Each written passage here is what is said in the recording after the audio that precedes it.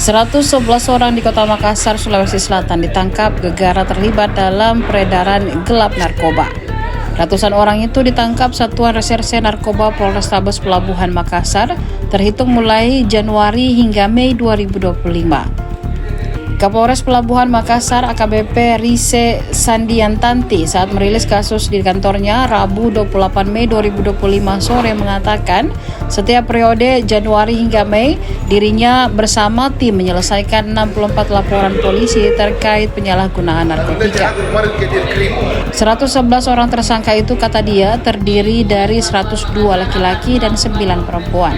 Dari 111 tersebut 5 diantaranya bandar, 23 orang pengedar dan pemakai 83 orang.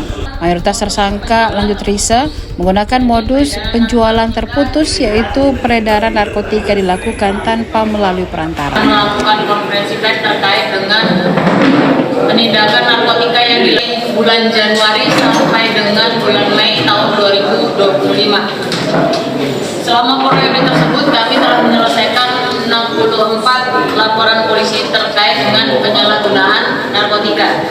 Jumlah tersangka yang berhasil diamankan 111 orang, laki-laki 102 dan perempuan 9 orang. Barang bukti yang berhasil diamankan narkotika jenis sabu sebanyak 22,7362 gram. Narkotika jenis sinte 9,9087 gram. Narkotika jenis ganja 1,7607 gram. Obat daftar J jenis THC sebanyak 100 butir. Mayoritas tersangka menggunakan modus penjualan terputus, yakni peredaran narkotika dilakukan tanpa melalui perantara. Pasal yang disangkakan pasal 114 ayat 1 pasal 112 ayat 1 Undang-Undang RI nomor 35 tahun 2009 tentang narkotika.